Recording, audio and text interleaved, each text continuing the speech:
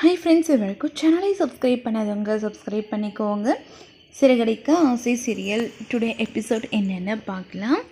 ரொம்பவே டென்ஷனாகவே இருக்காங்க ரோகிணி. வந்துட்டு மீனாவும் ரொம்பவே ஃபீல் பண்ணிக்கிட்டு இருக்காங்க. அப்போ முத்து வந்து கேட்குறாங்க, நீயா நானா காம்படிஷனில் நம்ம 2 பேரும் சேர்ந்துக்கலாம், வேணாங்க எனக்கு அதில் சுத்தமாக விருப்பம் இல்லை அப்படின்றாங்க. என்ன டாப்பிக்குன்னு தெரிஞ்சால் நீயே வந்துடுவ அப்படின்னு சொல்கிறாங்க. அப்படி என்ன டாபிக் அப்படின்னு கேட்குறாங்க. ஒன்றும் இல்லை, என்ன தெரியுமா, புருஷன் பொண்டாட்டிக்குள்ளே எந்த ஒரு ஒளிவும் அறிவும் இல்லை அப்படின்னு சொல்லிட்டு வர டாபிக் தான் அப்படின்றாங்க. நான் இதுக்கு கண்டிப்பாக வரமாட்டேன் அப்படின்றாங்க.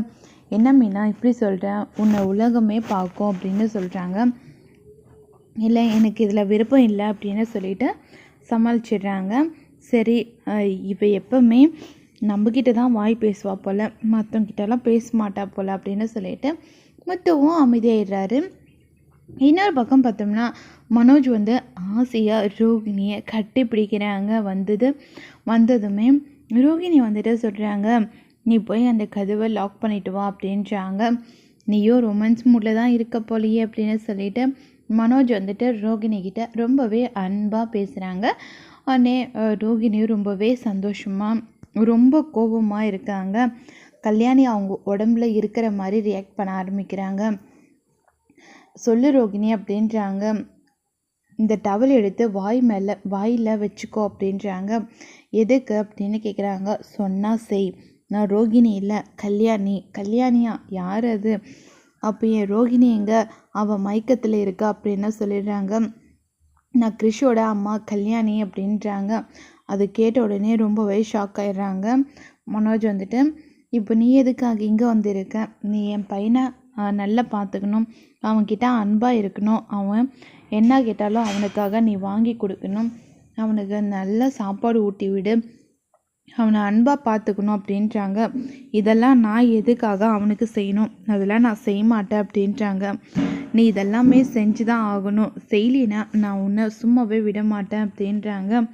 என்ன இப்படி மிரட்டுற அப்படின்னு சொல்லிட்டு ரொம்பவே கோப்படுறாங்க.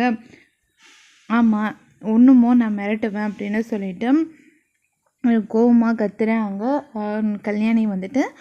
அதுக்கப்புறம் சரி நான் உன்னை நல்லா பார்த்துக்கிறேன் அப்படின்னு சொல்லிட்டு மனோஜ் வந்துட்டு சொல்கிறாங்க.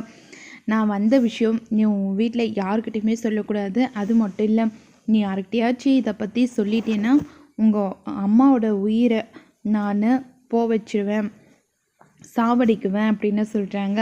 அவங்களோட ரத்தத்தை மொத்தமாக உறிஞ்சி கொன்னுடுவேன் அப்படின்னு சொல்கிறாங்க. நான் யார்கிட்டையும் எதையும் சொல்ல மாட்டேன், எனக்கு எங்கள் அம்மானா ரொம்ப பிடிக்கும், தயவு செஞ்சு அவங்கள எதுவும் பண்ணிடாத, அவங்கள விட்டுடு அப்படின்னு சொல்லிட்டு மனோஜ் வந்து கதறி அழுகுறாங்க. உடனே வெளியே உட்காந்துக்கிறான் பையன். அவன் இப்போ தான் வந்திருக்கான், பசியோடு இருப்பான், அவனுக்கு ஏதாச்சும் சாப்பாடு ஊட்டு. நானா? ஆமாம், நீ தான் ஊட்டணும், நீ ஊட்டலின்னா உங்கள் அம்மாவை உயிரோடு உன்னால் பார்க்க முடியாதுன்னு சொல்லிட்டு திரும்ப மிரட்டிகிட்டே இருக்காங்க. அது கேட்ட உடனேயே மனோஜ் வந்துட்டு ரொம்பவே ஷாக் ஆகுறாங்க. உடனே கிருஷிக்கிட்ட போகிறாங்க. டேய் என்னடா இங்கே உட்காந்துட்டு இருக்கா, பசிக்குதான்? ஆமாம் பசிக்குது அப்படின்றாங்க. சரி வா சாப்பிட்லாம் அப்படின்னு சொல்லிட்டு போகிறாங்க.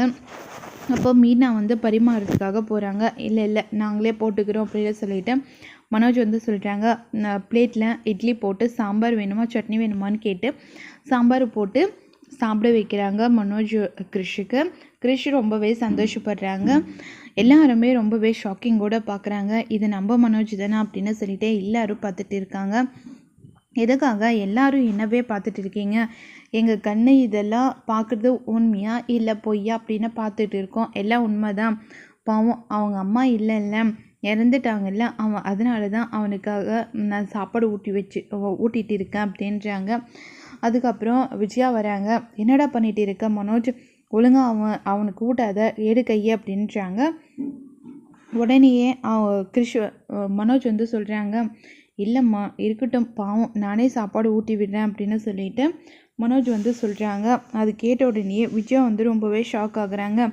இவனா இவ்வளோ மாறிட்டானே அப்படின்னு சொல்லிட்டு ரொம்பவே ஷாக்கிங்கோடு இருக்காங்க. ரோகிணி அவனை அந்த பையனுக்கு சாப்பாடு ஊட்ட வேணான்னு சொல்லு அப்படின்றாங்க. நான் எப்படி ஆண்டி சொல்ல முடியும்? அமைதியாயிரு, உன் உயிர் தான் எனக்கு முக்கியம். என்னடா பேசுகிறேன், இல்லைம்மா அவங்க அம்மா உயிர் போயிடுச்சுல அதை பற்றி சொல்லிட்டு இருக்கேன். அது மட்டும் இல்லாமல் இந்த மாதிரி அம்மா இல்லாத பையனுக்கு சாப்பாடு விட்டு விட்டு அவனை நல்லா பார்த்துக்கிட்டான் பிஸ்னஸ் டெவலப் ஆகுமா, எல்லாமே நல்லதே நடக்குமா அப்படின்றாங்க. என்னடா இது வித்தியாசமாக இருக்குது அப்படின்னு முத்து வந்து சொல்கிறாங்க. எல்லாரும் பயங்கரமாக ஷாக்கிங்கோட பார்க்குறாங்க. அதுக்கப்புறம் சாப்பிட்டாச்சா, சரி வாடா போகலாம் அப்படின்னு சொல்லிட்டு கிருஷா வந்து மனோஜ் கூட்டிகிட்டு போகிறாங்க. கூட்டிகிட்டு போகும்போது என்ன சொல்கிறாங்கன்னா, உனக்கு ஃபோன் வேணுமா அங்கிள், உங்களோட ஃபோன் கொடுங்க நான் வச்சுக்கிறேன் அப்படின்னு சொல்கிறாங்க. சரி அப்படின்னு சொல்லிவிட்டு அந்த ஃபோன் எடுத்துகிட்டு போய் கேம் விளையாடுறதுக்காக யூஸ் பண்ணிக்கிறாங்க. அதுக்கப்புறம் நைட்டு வந்து மனோஜ் கூட தூங்குறாங்க.